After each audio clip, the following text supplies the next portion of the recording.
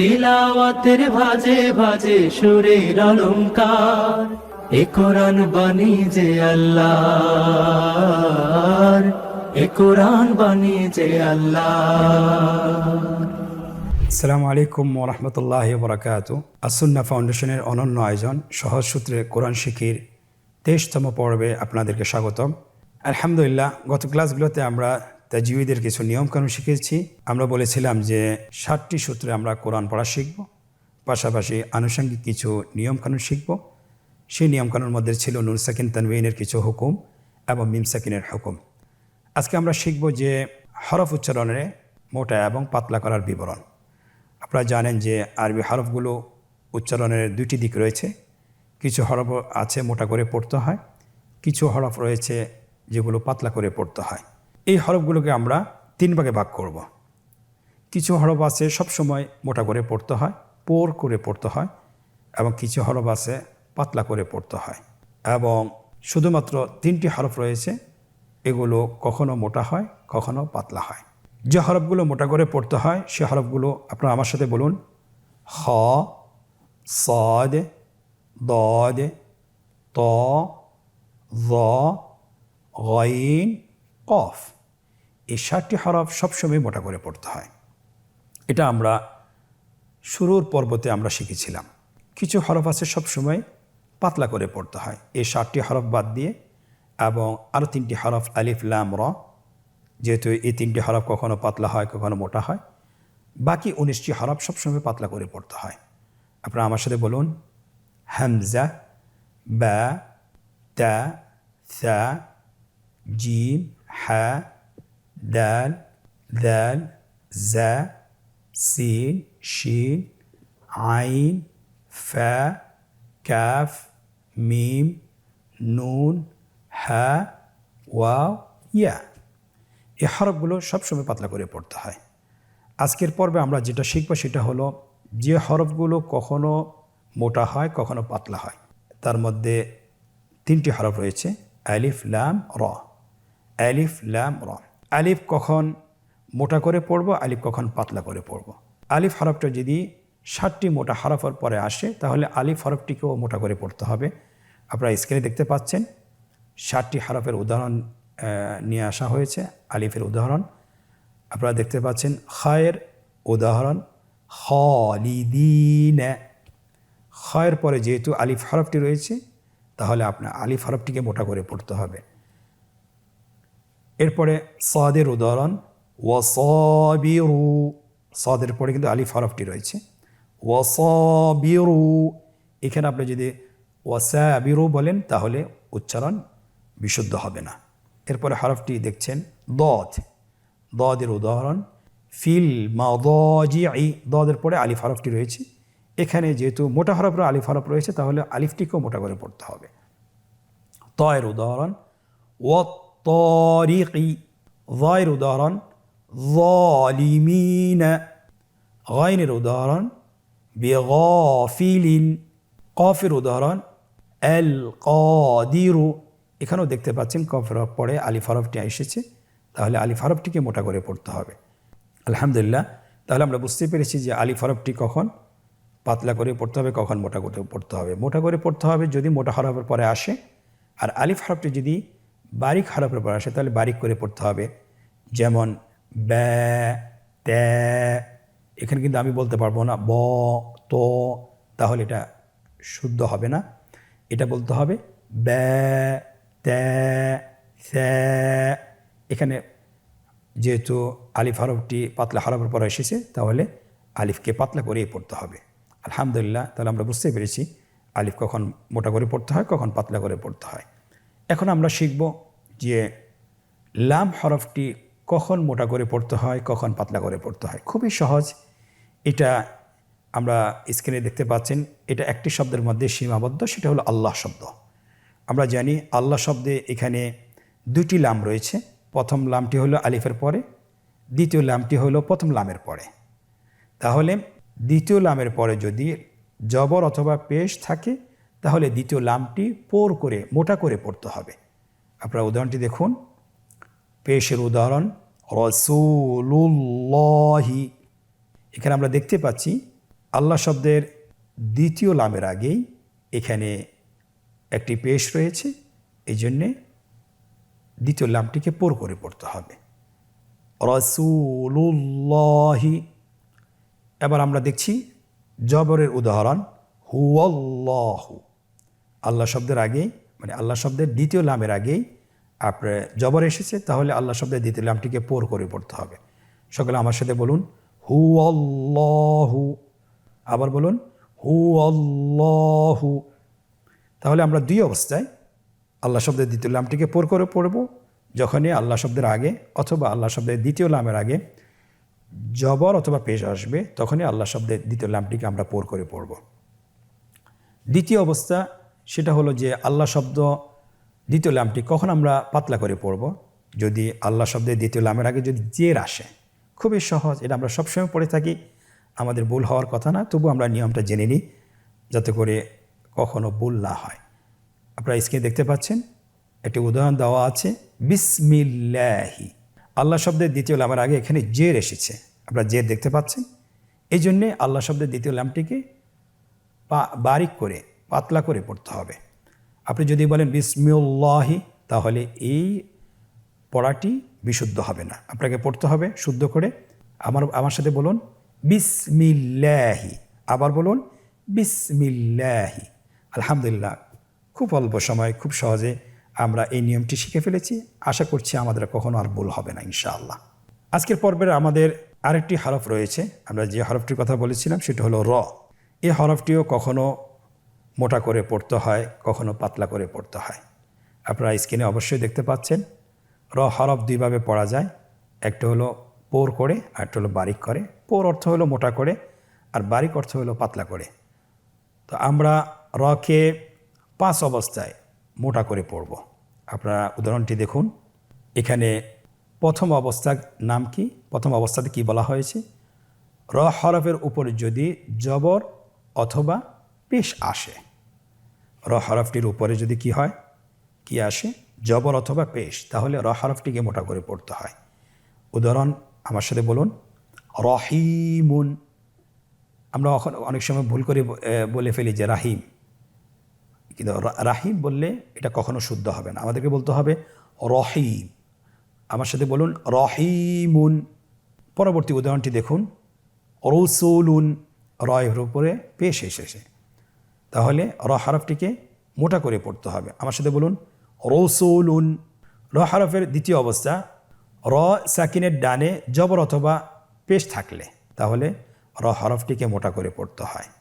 আপনারা স্ক্রিনে দেখতে পাচ্ছেন দুটি উদাহরণ দেখানো হয়েছে, একটি হলো ইয়ারহামু আর একটি হলো তুরজাউনা।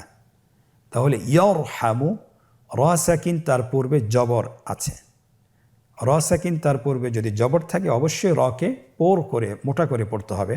আপনারা আমার সাথে বলুন, ইয়ারহামু। আবার বলেন, ইয়ারহামু। আরেকটি উদাহরণ, তুরজাউনা। র সাকিনের পূর্বে কি এসেছে, পেশ। র সাকিনের পূর্বে পেশ থাকলে অবশ্যই রকে পোর করে পড়তে হবে, মোটা করে পড়তে হবে। আমার সাথে একবার বলুন, তুরজাউনা। আলহামদুলিল্লাহ, দুইটি অবস্থা আমরা শিখে ফেলেছি।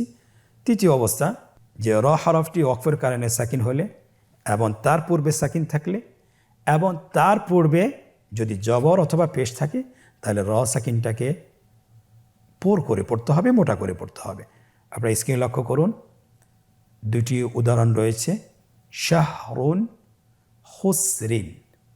এখানে দেখেন ওয়াকফের কারণে আমরা শাহর পড়ি, শাহর। তাহলে ওয়াকফ করতে হলে অবশ্যই শেষ অক্ষরে সাকিন দিতে হয়। তাহলে র শেষের অক্ষরটি সাকিন, এর আগের হরফটি হা, এটাও সাকিন এবং এর পূর্বের হরফটির উপর জবর রয়েছে, তাহলে আমরা শেষের র অক্ষরটিকে মোটা করে পড়ব। আমার সাথে বলুন, শাহ। আবার বলুন, শাহ। পরবর্তী উদাহরণটি দেখুন, হুসরিন। যদি আমরা ওয়াকফ করি কি হবে, হুসর। এটা আমাদের সূরা আসরে আছে, ওয়াল আসর ইন্নাল ইনসানা লাফি খুসর। এই সূরাটি আমাদের সকলের মুখস্থ। এখানে আমরা ওয়াকফ করলে হবে খুসর। তাহলে র সাকিন ওয়াকফের কারণে সাকিন, তার পূর্বে আরেকটি সাকিন রয়েছে এবং তার পূর্বে রয়েছে পেশ, তাহলে আমরা র সাকিনটাকে পোর করে পড়ব। আমার সাথে বলুন, খুসর। আবার বলুন, খুসর। তাহলে রয়ের তৃতীয় অবস্থানটি আমরা জেনেছি। এবং আমরা জানব চতুর্থ অবস্থানটি। র সাকিনের বামের হরফটি যদি মোটা হরফ হয়, আমরা বলেছিলাম মোটা হরফ 7টি। কি কি? খ, সদ, দদ, ত, য, গইন, কফ। র সাকিন তার বামে যদি আপনার মোটা হরফ আসে তাহলে র সাকিনটাকে অথবা রকে মোটা করে পড়তে হবে। আপনারা দুইটি উদাহরণ দেখতে পাচ্ছেন স্ক্রিনে। দেখুন, কিরতাসুন, মিরসাদুন। আবার বলুন, কিরতাসুন, মিরসাদুন। কী কারণে আমরা রটিকে মোটা করে পড়লাম? যেহেতু র হরফের বামে দুইটি হরফ আমরা দেখতে পাচ্ছি, একটি হলো ত, একটি সদ। এই দুইটি হরফ হলো মোটা হরফ, এই জন্যে র সাকিনকে পোর করে পড়তে হবে। রয়ের পঞ্চম অবস্থান। র সাকিনের ডানে যদি অস্থায়ী জের থাকলে তাহলে রকে পোর করে পড়তে হয়। র সাকিনের ডানে অস্থায়ী জের থাকলে সেটাকে রকে পোর করে পড়তে হয়। আমরা স্ক্রিনে দেখতে পাচ্ছি দুটি উদাহরণ। ইনিয়র ত্যাবে তুম, আমিয়র ত্যাবু।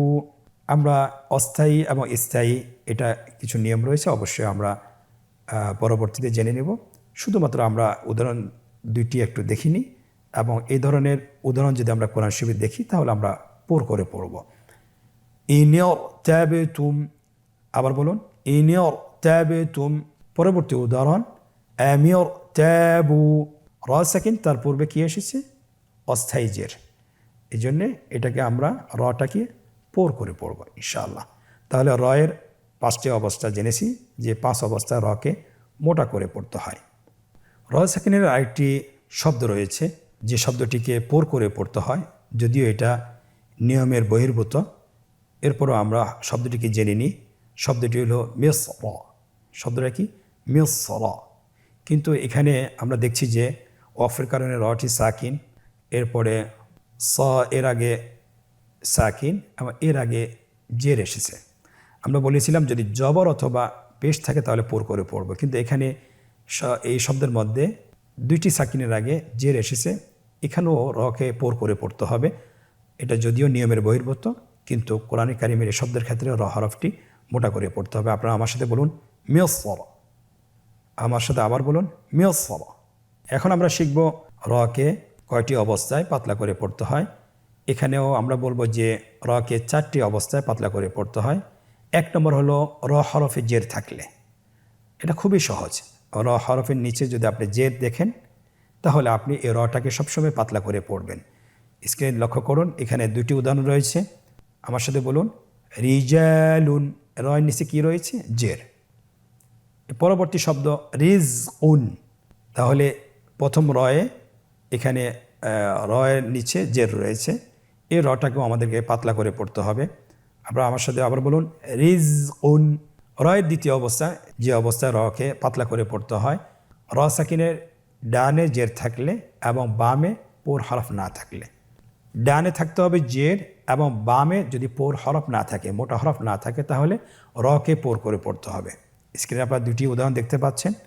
ফিরআউনা। এখানে রয়ের উপর সাকিন, এর ডানে হলো জের এবং বামে কোনো মোটা হরফ নাই, এই জন্যে রকে পোর করে পড়তে হবে। আমার সাথে আবার একবার বলুন, ফিরআউনা। পরবর্তী উদাহরণ, মিরফাকাতুন। এখানেও একই রকম হুকুম, যে র সাকিন তার ডানে এসেছে জের এবং বামে কোনো মোটা হরফ নাই, এই জন্যে রকে পাতলা করে পড়তে হবে। আপনারা আমার সাথে একবার বলুন, মিরফাকাতুন। আবার বলুন, মিরফাকাতুন। রয়ের তৃতীয় অবস্থা, র হরফটি ওয়াকফের কারণে সাকিন হলে, তার ডানের হরফটি সাকিন হলে এবং তার পূর্বে জের থাকলে। তার পূর্বে কি থাকলে? জের থাকলে, তাহলে র হরফটিকে পাতলা করে পড়তে হবে। আপনারা স্ক্রিনে দেখতে পাচ্ছেন 2টি উদাহরণ রয়েছে। হেইজের, আরেকটি উদাহরণ সিহর। এখানে লাস্টের যে রটি হরফটি রয়েছে, এই হরফটিকে মোটা করে পড়া যাবে না, পড়তে হবে পাতলা করে। তাহলে আমরা বুঝতে পারতেছি র হরফটি ওয়াকফের কারণে সাকিন হলে এবং তার পূর্বে সাকিন থাকলে এবং তার পূর্বে যদি জের থাকে, তাহলে র হরফটিকে পাতলা করে পড়তে হবে। রয়ের চতুর্থ অবস্থা, র হরফটি ওয়াকফের কারণে সাকিন হলে তার ডানে ইয়া সাকিন থাকলে তাহলে রকে পাতলা করে পড়তে হবে। আমরা স্ক্রিনে দুটি উদাহরণ দেখতে পাচ্ছি, হাবির, বসির। এখানে আপনারা দেখতে পাচ্ছেন স্ক্রিনে যে ওয়াকফের কারণে রটাকে সাকিন দেওয়া হয়েছে এবং তার পূর্বে ইয়া সাকিন রয়েছে, তাহলে সর্ব অবস্থায় আমরা রকে পাতলা করে পড়ব। আপনারা আমার সাথে বলুন, হাবির, বসির। এখানে নিয়মের বহির্ভূত আরেকটি শব্দ রয়েছে, যে অবস্থায় রটিকে পাতলা করে পড়তে হয়। আপনারা স্ক্রিনে দেখতে পাচ্ছেন যে র হরফটি ওয়াকফের কারণে সাকিন হলে, তার ডানে হরফটি সাকিন হলে এবং তার পূর্বে জের থাকলে, কিন্তু এই শব্দটিতে তার পূর্বে রয়েছে জবর। জবর হলে আমরা জানি যে এখানে পোর হওয়ার কথা, কিন্তু না, এখানে নিয়মের বহির্ভূত। এখানে আমাদেরকে যেটা করতে হবে সেটা হলো এই শব্দটিকে পাতলা করে পড়তে হবে। আপনারা আমার সাথে বলুন, ইয়াসর। এই শব্দটি রয়েছে সূরা আল ফাজরে, ওয়াল্লাইলি ইযা ইয়াসর। তাহলে এখানে র হরফটিকে পাতলা করে পড়তে হবে, এখানে মোটা করে পড়ার কোনো সুযোগ নাই। আশা করছি আলহামদুলিল্লাহ আমরা যে তিনটি হরফ কখনো মোটা হয় কখনো পাতলা হয়, এর নিয়মগুলো, এর অবস্থাগুলো, কখন মোটা হবে কখন পাতলা হবে, আমরা সবগুলো জেনেছি আলহামদুলিল্লাহ। আমরা এগুলো যদি বারবার অনুসরণ করি তাহলে ইনশাআল্লাহ আমাদের আলিফ এবং লাম রয়ের ক্ষেত্রে কখনো ভুল হবে না ইনশাআল্লাহ। আজকের পর্বে আমরা কতটুকু শিখতে পেরেছি এটা আমরা নিজেদেরকে যাচাই করতে চাই। আমরা যাচাই করব একটি অনুশীলনের মাধ্যমে। আসুন আমরা অনুশীলনটি শুরু করি। আপনারা স্ক্রিনে দেখতে পাচ্ছেন এখানে তিনটি প্রশ্ন রয়েছে। 1 নম্বর হলো, নিম্নোক্ত উদাহরণগুলো সঠিক জায়গায় লিখুন। আপনারা স্ক্রিনে দেখতে পাচ্ছেন এখানে 3টি লাইন রয়েছে। প্রথম লাইনে উদাহরণগুলো দেওয়া আছে, দ্বিতীয় লাইনটি ফাঁকা রয়েছে এবং তৃতীয় লাইনে নামগুলো দেওয়া আছে। আমাদেরকে যেটা করতে হবে, উদাহরণগুলোর সাথে নামের মিল করতে হবে। রিজালুন রাসূলুল্লাহি খালিদিনা। এখানে আমাদের কাছে তলব করা হয়েছে যে খ পোড় কোথায় রয়েছে, কোন উদাহরণটিতে রয়েছে। আমরা দেখতে পাচ্ছি লাস্ট শেষের উদাহরণটিতে খ পোড় হিসাবে এসেছে খালিদিনা। অতএব আমরা খালিদিনা শব্দটিকে, উদাহরণটিকে খয়ের উপরে বসিয়ে দিই। এখানে দ্বিতীয় উদাহরণটিতে লাম মোটা রয়েছে রাসূলুল্লাহি, আমরা লাম মোটার উপরে যে খালি জায়গাটি রয়েছে সেখানে বসিয়ে দিই। রিজালুন, এখানে র হরফটি বারিক অথবা পাতলা, আমরা র বারিকের উপরে যে খালি জায়গাটি আছে, শূন্যস্থানটি রয়েছে, সেখানে আমরা বসিয়ে দিই। আলহামদুলিল্লাহ আমরা প্রথম প্রশ্নটি শেষ করেছি। আজকের অনুশীলনের দ্বিতীয় প্রশ্ন, যে রেখা টেনে মোটা এবং পাতলার সাথে উদাহরণগুলো মিল করুন। আপনারা দেখতে পাচ্ছেন স্ক্রিনে যে ডান পাশে উদাহরণগুলো দেওয়া আছে, বাম পাশে আমাদেরকে পোর বারিক, কোনটি পোর কোনটি বারিক সেটা চাওয়া হয়েছে। উদাহরণের সাথে পোর বারিকের মিল করব ইনশাআল্লাহ। 1 নম্বর হলো খাবির, খাবির। এখানে র হরফটি বারিক হবে, তাহলে আমরা বারিক এর সাথে মিল করি। হু আল্লাহু, এখানে আল্লাহ শব্দের দ্বিতীয় লামটি মোটা হবে, আমরা রেখা টেনে মিল করি। খালিদিনা, এখানে খ হরফটি মোটা হরফ, পোর হরফ, আমরা রেখা টেনে পোরের সাথে মিল করি। শহর, এখানে র হরফটিও মোটা, আমরা মোটার সাথে উদাহরণটিকে মিল করি। ফিরআউনা, এখানে র হরফটি পাতলা, আমরা পাতলার সাথে রেখা টেনে মিল করি। তাহলে খুব সহজে আমরা করে ফেললাম। এটা বোঝার জন্য যে আমরা আসলে কতটুকু শিখতে পেরেছি, কোন শব্দের ক্ষেত্রে কোন হরফটি মোটা হবে কোন হরফটি পাতলা হবে, এটা আমরা যদি বুঝতে পারি তাহলে আমাদের জন্য এই পর্বটি অথবা এই প্রশ্নের উত্তর দেওয়াটি খুবই সহজ হবে ইনশাআল্লাহ। তৃতীয় প্রশ্ন, নিম্নোক্ত আয়াতে মোটা হরফগুলো চিহ্নিত করুন। আমরা মোটা হরফ শিখেছি যে মোটা হরফ 7টি, পাতলা হরফ 19টি, বাকি 3টি হরফ কখনো মোটা হয় কখনো পাতলা হয়। এখানে আমাদের কাছে চাওয়া হয়েছে যে আমরা মোটা হরফগুলো চিহ্নিত করব। আপনারা আমার সাথে একবার আয়াতটি পড়ুন, এরপর আমরা একে একে হরফগুলোকে চিহ্নিত করব ইনশাআল্লাহ। وَإِذْ قُلْنَا ادْخُلُوا هَذِهِ الْقَرْيَةَ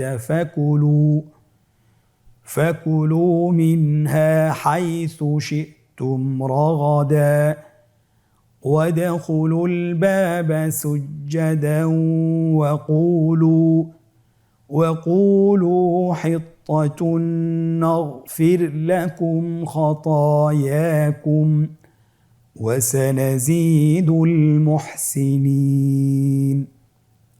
ওয়াইদ কুল্লা এখানে আমরা যে হরফটি মোটা হিসাবে পেয়েছি সেটা হলো কফ উদখুলু এখানে খ হরফটি মোটা হাদিহিল ক্বরিয়াতা এখানে কফ হরফটি মোটা ফাকুলু মিনহা হাইথু শিতুম এখানে মোটা হরফ নাই রাগাদা এখানে গাইন হরফটি মোটা ওয়াদখুলুল বাবা এখানে খ হরফটি মোটা সুজ্জাদা এখানে মোটা হরফ নেই ওয়াকুলু এখানে কফ হরফটি মোটা হিত্তাতুন নাগফির লাকুম এখানে দুইটি হরফ মোটা একটি হলো হিত্তা ত নাগফির লাকুম গাইন খতায়াকুম এখানে দুইটি হরফ মোটা প্রথম দুইটি হরফ খ এবং ত ওয়াসানাজিদুল মুহসিনিন এখানে কোনো হরফ কোনো মোটা অক্ষর নেই কোনো পোর হরফ নেই আলহামদুলিল্লাহ আশা করি আমরা বুঝতে পেরেছি আমরা প্রত্যেকটি আয়াতে এভাবে যদি আমরা চেষ্টা করি যে কোন হরফটি মোটা কোন হরফটি পাতলা এটা যদি আমরা চিহ্নিত করতে পারি তাহলে আমরা উচ্চারণের ক্ষেত্রে কখনো ভুল হবে না ইনশাআল্লাহ আপনারা এই অধ্যায়টি চেষ্টা করবেন বাসায় 10 থেকে 20 মিনিট অনুশীলন করার জন্য আমরা যদি বারবার একটা জিনিস অনুশীলন করি তাহলে আমাদের তেলাওয়াত কখনো অশুদ্ধ হবে না তেলাওয়াত সবসময় শুদ্ধই হবে ইনশাআল্লাহ বিইذনিল্লাহ আজকের পর্ব থেকে এখানেই বিদায় নিচ্ছি পরবর্তী পর্বে আবারও দেখা হচ্ছে জাযাকুমুল্লাহ খায়র আসসালামু আলাইকুম ওয়া রাহমাতুল্লাহি ওয়া বারাকাতুহু আসুন্নাহ ফাউন্ডেশন উম্মার স্বার্থে সুন্নাহর সাথে